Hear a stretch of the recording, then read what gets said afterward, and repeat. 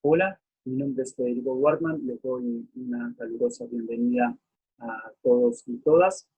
En el encuentro de hoy nos vamos a estar dedicando a analizar, por supuesto, el derecho ambiental desde un punto de vista interdisciplinario, con condimentos que van a pretender eh, enfocar nuestra materia de estudio desde un punto de vista integral, por supuesto, pero particularmente nos vamos a ceñir a lo establecido en el artículo 41 de nuestra Constitución Nacional, haciendo algunas referencias embrionarias que nos van a permitir dilucidar desde ese punto de partida las distintas expresiones que han sido eh, incorporadas por los convencionales constituyentes y que derivaron en la inserción de dicho artículo en nuestra Carta Magna. Vamos a tratar de hacer un enfoque desde el punto de vista de su letra, de su espíritu, para a partir de allí ir incorporando distintos elementos que nos permitan eh, entender y desde el punto de vista material, efectivo, práctico, sentar las bases necesarias desde el punto de vista, insisto, constitucional, en lo que tiene que ver con tan valioso derecho que fue reconocido en 1994. A partir de allí es importante como punto de partida, y solamente para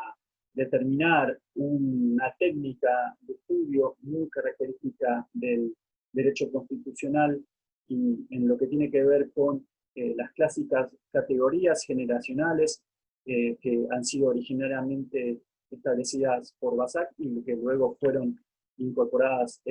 por Bobbio en uno de sus mayores exponentes, en donde se han establecido distintas líneas, algunas ancladas en distintos eventos temporales, particularmente, por supuesto, en Occidente, para ir incorporando esas clásicas generaciones de derechos humanos dentro de un marco tradicionalista latino, en donde se escribe el derecho, es decir, en donde se formaliza el derecho. No nos vamos a ocupar de hacer un recorrido vasto, pero sí solamente de modo comentario, esas distintas categorías van partiendo también distintas evoluciones del derecho constitucional hasta el que conocemos en el día de hoy como el constitucional y social de derecho. Particularmente la categoría que remite al derecho ambiental se incorpora en el andamiaje de los derechos de la tercera generación, son aquellos que han sido incorporados a fines del siglo XX y a comienzos del siglo XXI. Entre esa línea histórica, los derechos de la tercera generación, que por supuesto se van anudando con los derechos humanos de la cuarta, en donde empiezan a componerse un pluralismo social, como un reaseguro de distintos patrimonios históricos y culturales, y por supuesto el derecho a las generaciones futuras. En ese abordaje que anuda estas dos generaciones últimas y que por supuesto vienen como un desencadenante de las generaciones previas, cierto es que esta tercera generación, en donde encontramos nuestra materia de estudio, insisto, pretende fomentar la solidaridad entre los pueblos, las personas, en lo que tiene que ver con un abordaje humanitario, así el derecho a la paz, el propio ambiente sano, los derechos del consumidor y usuario, se han comportado como una fisonomía que promueve la construcción de relaciones pacíficas de cara a los nuevos desafíos que han dado nacimiento a el pluralismo social y todo lo relacionado con estas nuevas controversias y desafíos que se parten en nuestra humanidad. A partir de allí, y solamente como un elemento histórico, ya anclado directamente en nuestro sistema constitucional, como muchos y muchas de ustedes sabrán, el artículo 41 de la Constitución fue incorporado en la reforma de 1994, en el temario del Congreso, donde se dieron particulares enfoques en esa reforma constitucional y que derivó, y que lo van a poder, por supuesto, tener en los distintos PowerPoints y materiales que hemos puesto a vuestra disposición, en la letra del convencional constituyente, que solamente para encuadrar la etimología y en lo que tiene que ver con mi enfoque particular, le doy relevancia a lo que tiene que ver con la letra que el convencional constituyente ha elegido para determinar la esencia, el espíritu, volviendo un poco a nuestros grandes autores, ex procurador Sebastián Soler, le daba ese sentido para reconocer en la letra, en este caso la Constitución, cuál es el sentido, cuál es el espíritu, cuál es la esencia, cuál es el carozo, y a partir de ahí proyectar desde un punto real, efectivo y práctico lo que ha sido volcado formalmente en la letra de este artículo 41. A partir de allí, este apartado establece que todos los habitantes gozan del derecho a un ambiente sano, equilibrado, apto para el desarrollo humano, y para que las actividades productivas satisfagan las necesidades presentes sin comprometer a las generaciones futuras, y tienen el deber de preservarlo. El daño ambiental generará prioritariamente la obligación de recomponer según lo que establezca la ley. Por supuesto que el artículo sigue, nosotros vamos a ir marcando un punto didáctico algunas pautas de abordaje, justamente para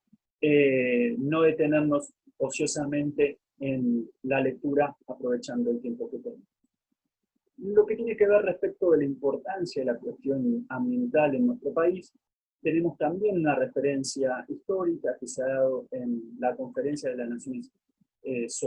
Unidas, por supuesto, sobre el medio ambiente, que fue celebrada en Estocolmo en 1972, y cuya conferencia declaró como un punto basal, relevante, y que por supuesto desembocó en la incorporación de este derecho en las distintas cartas magnas de nuestro país, de Occidente, y que luego en 94 en nuestro país, declaró formalmente al derecho humano a un ambiente adecuado para vivir en dignidad, en bienestar, y consecuentemente con el deber de proteger y mejorarlo. A partir de ahí se han dado distintas estructuras organizativas, tanto en lo público como en lo privado, y se incorpora un elemento muy importante, que es esta preservación y progreso de la calidad ambiental, no solamente para las generaciones presentes, sino para las generaciones futuras, cuestión a la que nos vamos a detener en unos minutos respecto de también cuál es la incorporación de este abordaje integral que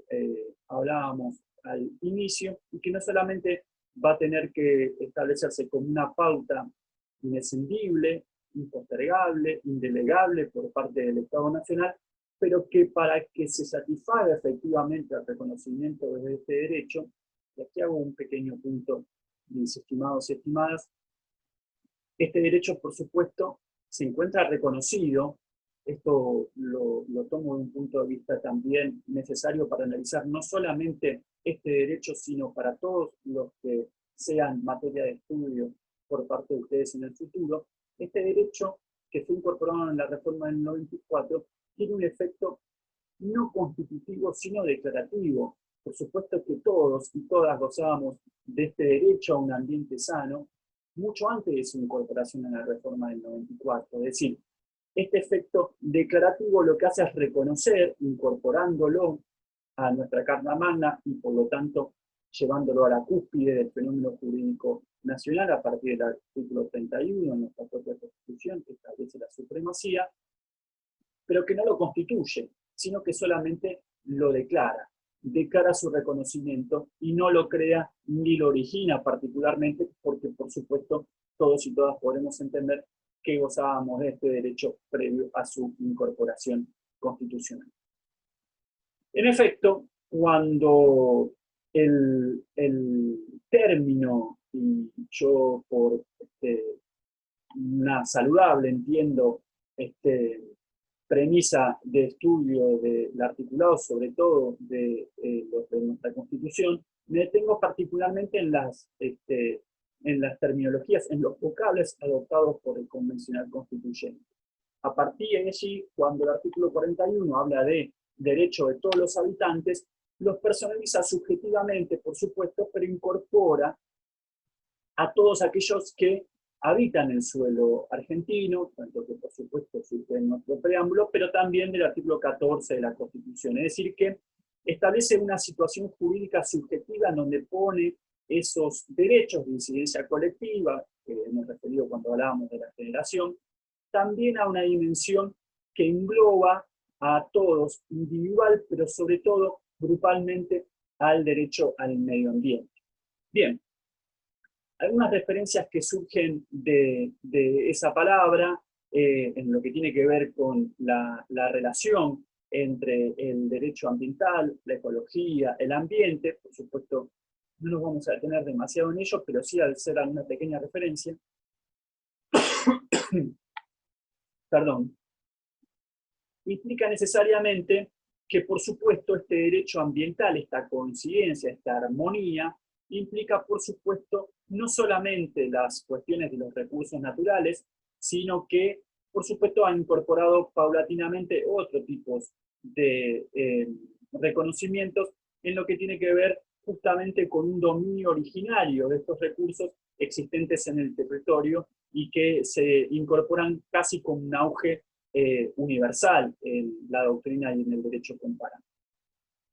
A partir de allí es importante que también nosotros nos refiramos a cuáles son esas calificaciones o distintas categorías en las cuales el ambiente en nuestra Constitución recibe también ciertas adjetivaciones. Se habla de un ambiente sano, de un ambiente equilibrado, apto para el desarrollo humano y apto también, por supuesto, para las actividades productivas. Este es un componente absolutamente realista. La propia evolución de nuestros sistemas productivos implican necesariamente que haya adecuaciones, y en esto nos vamos a referir más adelante cuando determinamos esas tres categorías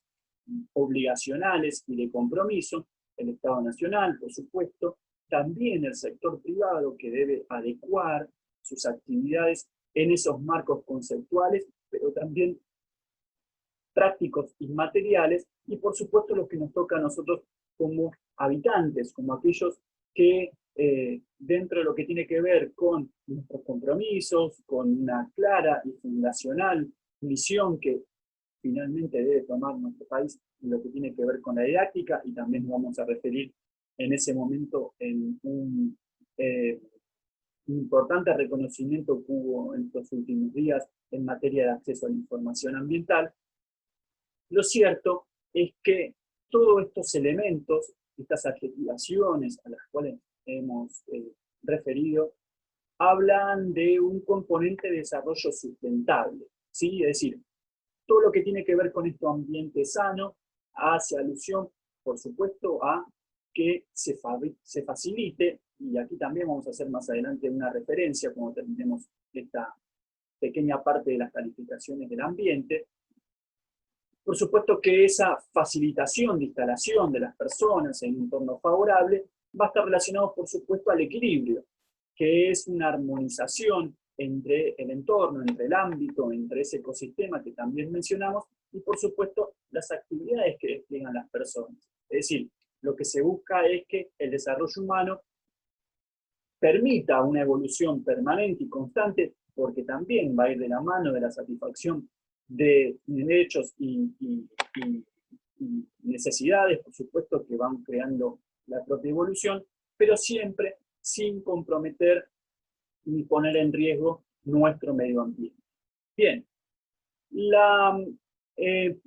cuestión más puntual, o si se quiere más importante de abordar, es lo que tiene que ver cuál es la posición de los estados. Todas estas cuestiones que hemos referido y que por supuesto no las circunscribimos en lo que tiene que ver con esta idea de un desarrollo sustentable, sino que excede, por supuesto, en nuestra materia de estudio. Esta locución implica, por supuesto, la referencia a estas generaciones futuras, en las cuales tiene que entenderse necesariamente con el sentido de una participación activa, ¿sí? Y que deriva en un análisis un poco más integral y que se anuda a aquello que hemos mencionado en la triada entre Estado, sociedad y sector privado, en un sesgo claramente que resulta del artículo 41 y que tiene esta mirada de solidaridad social, ¿sí? A partir de allí es importante para nosotros poder encontrar un compromiso que exceda a las distintas partes desde el punto de vista subjetivo, sino que se incorporen a partir de este artículo 41 y también del 43 de la Constitución, que establece la vía de amparo, como una vía tutelar de reconocimiento de ese derecho, y es a partir de allí que se han dado lugar también a estos derechos de incidencia colectiva para su reconocimiento. A partir de allí, y volviendo un poco sobre mis pasos, es importante que entendamos esta idea en lo que tiene que ver no solamente con la incorporación del Estado, pero sí como una cuestión indelegable y irrenunciable, como les mencionaba, y que me voy a tomar un segundo para hacer una breve referencia histórica, pero que da lugar también a cómo se aborda la cuestión ambiental desde el punto de vista del derecho constitucional. En estas distintas etapas en las cuales uno puede llegar a entender la evolución del derecho constitucional y que ha dado lugar al Estado social y constitucional de derecho, sin abordar demasiado para no ser ocioso, había como una temporalidad que la dividía en 4 etapas, las cuales nosotros nos vamos a ocupar. Son a la segunda y a la tercera. La segunda hablaba de un estado en la cual había una retracción por parte de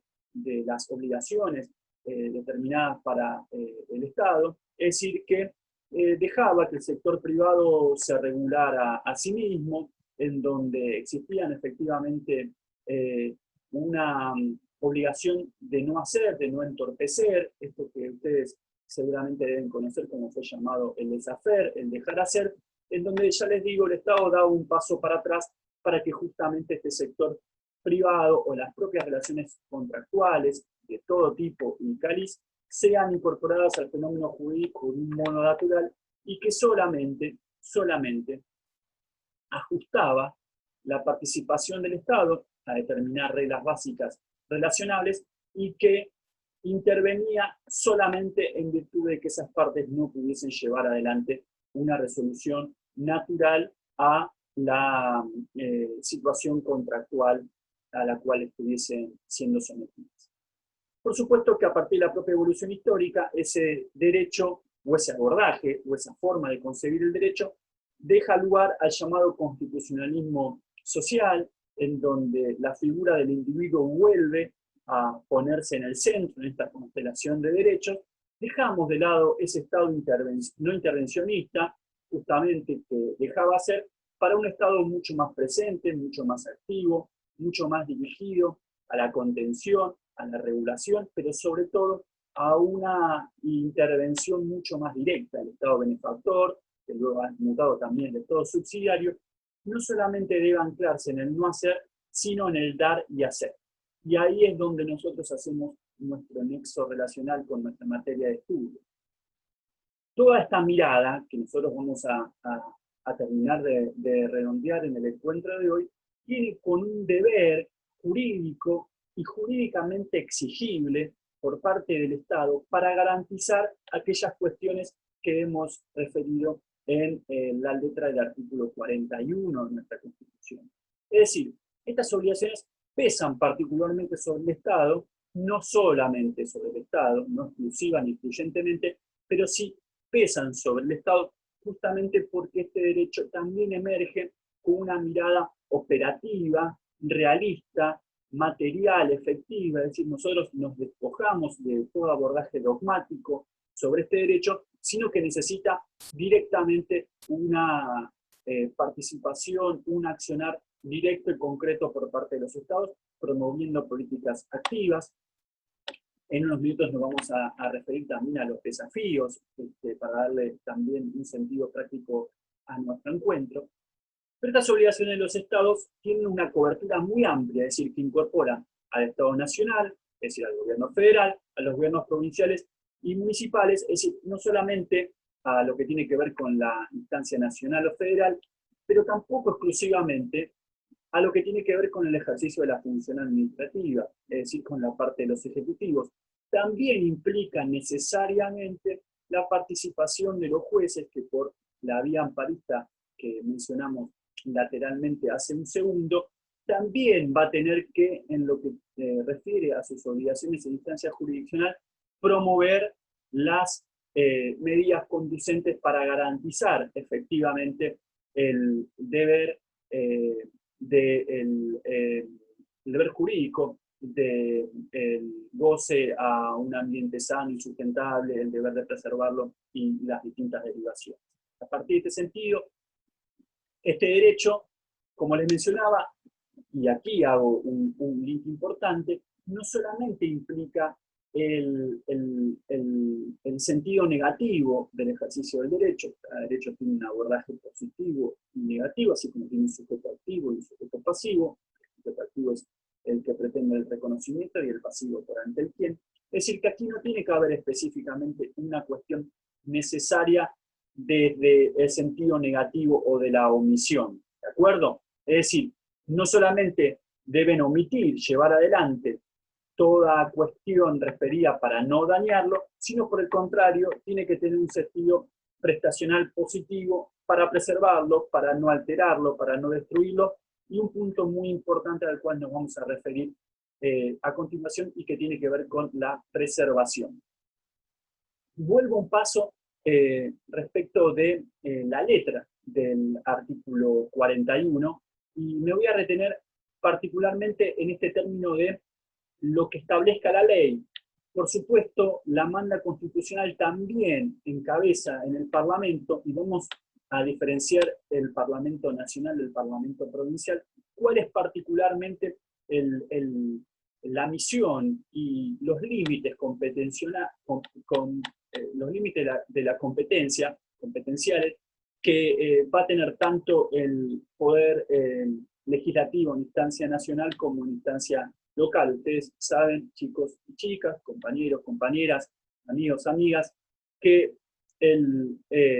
la competencia es lo que garantiza el actuar válido, es decir, ese marco competencial es lo que va a determinar las obligaciones a cumplir, las materias, las cuestiones territoriales, por supuesto, las cuestiones temporales, pero por sobre todo también lo que va a marcar son límites, y estos límites los vamos a encontrar también en la esencia de nuestra Constitución en lo que tiene que ver con las competencias concurrentes o privativas entre Estado Nacional y Estado Provincial. Vuelvo un segundo entonces a nuestra letra del artículo 41, todo esto lo van a tener desarrollado en un PowerPoint que va a estar acompañando esta clase y que, por supuesto, para hacerlo también de un modo más didáctico, ustedes van a poder detener en donde quieran esta clase para poder ir chequeando y abordando el sentido de mis palabras en lo que tiene que ver con el soporte del documento. Continuamos. Las autoridades proveerán a la protección de este derecho, a la utilización racional de los recursos naturales, a la preservación del patrimonio cultural y la diversidad biológica, y a la información y educación ambientales. Tópicos muy importantes.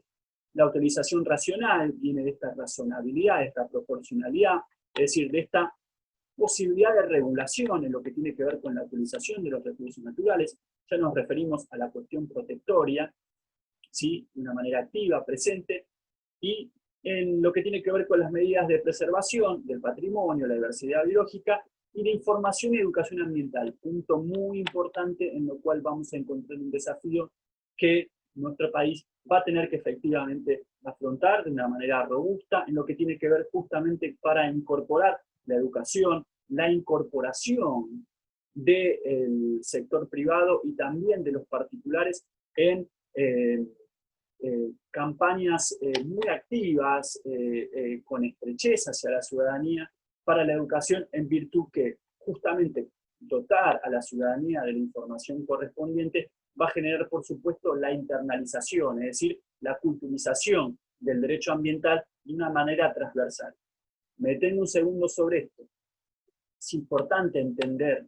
la materia ambiental como una perspectiva que debe nutrirse desde el campo interdisciplinario, pero que debe atravesar liminalmente a todas las instancias de nuestra vida cotidiana, en lo que nos ocupa, en lo que tiene que ver particularmente con las obligaciones estatales. Es decir, El enfoque ambiental debe incorporarse tal como cualquier otro tipo de enfoque, más allá de la actividad que se desarrolle. Debe estar ISTO, el estudio y análisis de la cuestión ambiental en todas las políticas públicas que se lleven adelante y, por supuesto, aquellas que encuadren también las que lleve adelante, por supuesto, el sector privado. Bien, para no volver nuevamente y terminar de redondear el artículo 41, simplemente como un disparador de lo que hemos estado comentando y continuaremos hasta el final de nuestro encuentro, corresponde a la Nación dictar las normas que contengan los presupuestos mínimos de protección y a las provincias las necesarias para complementarlas sin que ellas alteren las jurisdicciones locales. Se prohíbe el ingreso al territorio nacional de residuos actual o potencialmente peligrosos y de los radiactivos. Bien, va a ser importante la tercera locución, es decir, el tercer párrafo de nuestro artículo 41, en lo que mencionábamos hace un minuto sobre la cuestión competencial. Pero volvamos un poco al desarrollo. Esta enumeración a la cual hemos referido, en lo que tiene que ver con la protección de este derecho, la idea de proveer a la utilización racional de los recursos, la diversidad biológica, la encontramos simplemente como ejemplificativa y no taxativa. Es decir, es un modo solamente enunciativo, justamente para determinar algunas referencias que deben componer una unidad dentro de la amplia gama del derecho ambiental. Por supuesto, el derecho al ambiente sano y la obligación que anuda particulares, Estado y sector privado de preservarlos, ¿sí? Hay también una referencia en la identidad de este derecho que nos lleva al artículo 75 y 69 de la Constitución. En fin, también el artículo 41 establece casi como un disparador en lo que se entiende como el daño ambiental, la obligación de recomponer, ¿sí? Un prestigioso autor del derecho constitucional, Germán Vidal Campos, hizo especial foco en su Manual de la Constitución Reformada en 1994, repito, hizo especial foco en la palabra recomponer, por supuesto en el cual muy naturalmente en el derecho, y casi como un sentido común, no se habla tanto de recomponer, sino de reparar, ¿sí? Por supuesto que estas cuestiones se anudan desde un punto de vista armónico, así que no la sustituye ni la elimina, que por otro lado también habla de que ha habido una afectación previa, es decir, lo que debe ser reparado es el daño efectivamente observado con carácter previo, siempre por supuesto que sea posible. La recomposición implica volver al estado natural anterior a las cosas, previo a esta afectación. Y como último punto, este marco obligacional de la norma constitucional debe abordarse desde un punto de vista, y insisto con esto, desde un punto de vista operativo, es decir, la implementación de políticas activas que se encaucen en estos parámetros va a tener particular importancia en este tipo de derechos donde, repito, lo material, lo efectivo, lo operativo, lo práctico, lo instrumental va a tener una incidencia muy, muy importante. Continuando y ya acercándonos un poco más en la letra de nuestra Constitución y no devorándome mucho más de lo necesario, esta información a la cual también desde el punto de vista operativo implica necesariamente la obligación de informar, de incorporar, de proveer educación, espacios de información y ambientales a la ciudadanía, también al sector privado, por supuesto. Entonces, esto implica necesariamente generar políticas activas justamente para lo que les mencionaba hace unos minutos, incorporarlos, internalizarlos a la vida cotidiana. Sobre esto quiero solamente hacer una mención, porque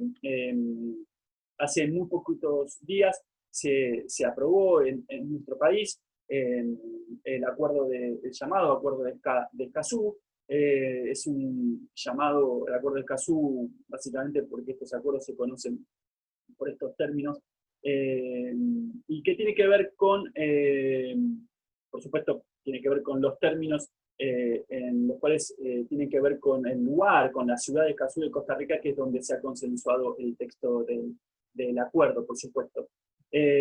A partir de ahí, este acuerdo, que es el Acuerdo Regional sobre el Acceso a la Información, a la Participación Pública y el Acceso a la Justicia en Asuntos Ambientales en América Latina y el Caribe, es muy importante ya que es un tratado regional que por primera vez enfoca la cuestión ambiental en este contexto regional y que tiene disposiciones específicas para el alcance, la satisfacción del reconocimiento de los derechos humanos relativos al medio ambiente. Ustedes también van a poder acceder a esta información, y es importante porque también establece un acceso a la información natural como un pilar insoslayable para que todos los ciudadanos y las ciudadanas puedan hacer efectivo este derecho a un ambiente sano. También establece, y esto lo consideramos como de vital importancia, fomentar a la participación ciudadana en la toma de decisiones, y dejamos el acceso a la justicia ambiental también como una cuestión relevante, pero en lo que nos ocupa, que recién referíamos al deber de información y de participación, ya que establece no solamente para incorporarlo de manera natural a la ciudadanía, a grupos, organizaciones no gubernamentales relativos a la materia, justamente para que puedan acceder desde un punto de vista integral, colaborativo, en donde se enfoque en la toma de decisiones, también en la participación del sector ciudadano, lo cual es muy novedoso, ya que van a tener particular incidencia en lo que tiene que ver con la proyección de las políticas, de los planes, de los programas, de las distintas acciones que vayan impulsando los Estados miembros,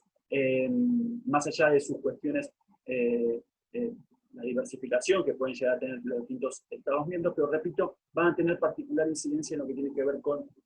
un entramado organizativo en las cuestiones referidas a en la cuestión ambiental.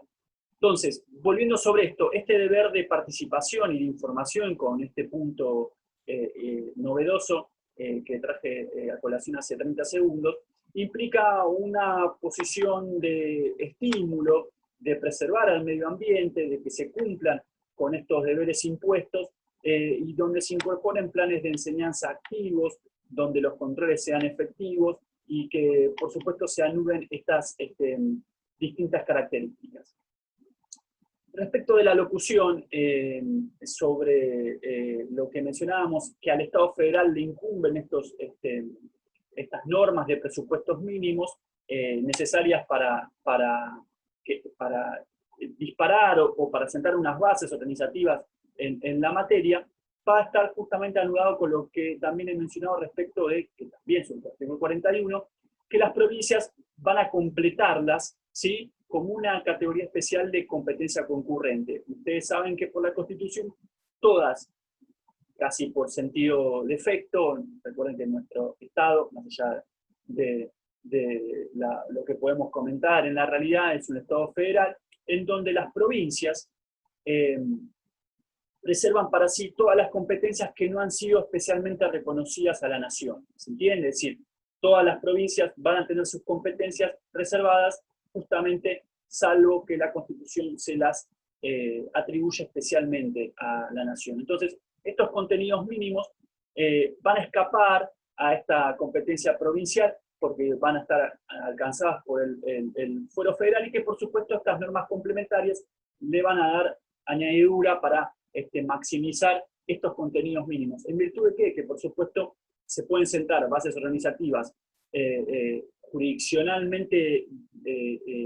indivisibles, con una concepción integradora, pero necesariamente divisibles en abordaje de la legislación provincial. Ustedes entenderán claramente que la flora, la fauna, la minería, el acceso al agua y todo lo relacionado con el medio ambiente es absolutamente diverso, y que por supuesto que no puede ser alcanzado y tratado del mismo modo por provincias que tengan territorios tan disímiles, con lo que en nuestro país, por suerte, encontramos esta diversidad de este a oeste y de norte a sur. Entonces, esta armonización entre los contenidos mínimos y la maximización de estos va a implicar necesariamente que haya una relación armónica, coordinada y natural entre nación y provincias, y que por supuesto aquello que referíamos también sobre el daño ambiental como una de las competencias privativas del Parlamento, al tratarse como un delito, va a ser de competencia exclusiva y excluyente del Congreso Federal, por supuesto. Entonces, hemos abordado un punto de una integración natural en lo que tiene que ver con la materia de estudio, en lo que tiene que ver con el anclaje constitucional en 1994. Hemos determinado estas acciones primarias, marcando sus límites competenciales. Entiendo que esta vía de protección de la persona humana y de la comunidad están fuertemente vinculadas, y esto también ha sido establecido en la Constitución, no solamente desde el punto de vista novedoso, es decir, todo lo que tiene que ver con la vinculación de nosotros como individuos y como miembros de una comunidad, no solamente está anclada en nuestro pasado, sino que por supuesto implica generar deberes y acciones presentes y que garanticen la factibilidad de las generaciones futuras. A partir de allí es tan novedoso también las referencias utilizadas por nuestra Constitución en la materia, en cuanto que esa factibilidad a la cual me he referido, lo que garantiza es ese desarrollo humano en virtud de la protección del medio ambiente, en donde justamente esos deberes materiales no solamente nos surjan de imperativos normativos, sino que, repito, que sean incorporados a nuestra cultura. Para terminar, y solamente para marcar algunos desafíos, esta integración y transversalidad de las dimensiones ambientales implican, por supuesto, garantizar lo económico, lo social, de una manera equilibrada. Por eso hablábamos de que hay un componente interdisciplinario muy claro en lo que tiene que ver con nuestra materia de estudio. Implica necesariamente que haya un enfoque en una configuración que garantice estas diversidades y diferentes culturas organizativas, en donde efectivamente traten de acercarse estas asimetrías, pero también con una política activa que implique la cuestión programática en la materia ambiental como un cambio paradigmático para que justamente se determinen dentro de las competencias complementarias o concurrentes entre nación y provincia, modalidades interdisciplinarias, participativas, con esto que le hemos asignado particularmente lo que tiene que ver con la acción de los individuos, la sociedad civil, los propios medios de comunicación van a tener una participación muy activa en lo que tiene que ver con estas instancias educativas, y por supuesto desde un punto de vista integral, que no solamente hoy nos hemos referido a nuestra Constitución porque parecía interesante sentar esa base, pero que no solamente debe ser incorporado como una medida nacional, sino regional y global. A partir de allí, el sector privado también tiene su función particular, en donde deben alcanzar esos compromisos también para hacer cambios paradigmáticos en lo que tiene que ver con las obligaciones productivas y su participación en el entramado social, que en ningún caso podrán desoír ni despojarse de las cuestiones relativas a la cuestión de medio ambiente. Por eso nosotros propiciamos un enfoque integrado que parta, por supuesto, de las premisas nacionales dentro de lo que son las leyes de presupuestos mínimos, con políticas activas y muy sustanciadas en el mandato constitucional respecto también de los poderes ejecutivos, tanto nacionales como locales como municipales, pero que, repito, estos principios rectores ambientales van a regir en todo el país que van a tener que haya también una tutela ambiental localizada en lo que tiene que ver con las provincias, pero, repito, propiciamos que haya un gran sector participativo de la ciudadanía y del sector privado, tratándose de una materia que, por supuesto, nos involucra a todos. En esta convergencia de potestades y competencias, creo que están los mayores desafíos de coordinación, también, por supuesto, porque implica una delicada coordinación de estos distintos organismos y de la dispar normativa que puede surgir en las provincias, y creo que es importante que todos nos comprometamos en garantizar esta manda constitucional que más ni menos nos garantiza poder gozar de, de nuestro plan de vida, de poder proyectar y desarrollar nuestro plan de vida en un ambiente sano y sustentable. Sin más, y por supuesto encontrarán las vías necesarias para hacer las consultas del caso, y encontrándonos a su entera disposición. Los saludo, les pido y les agradezco mucho la atención y espero verlos en próximos encuentros. Estén muy bien, muchas gracias.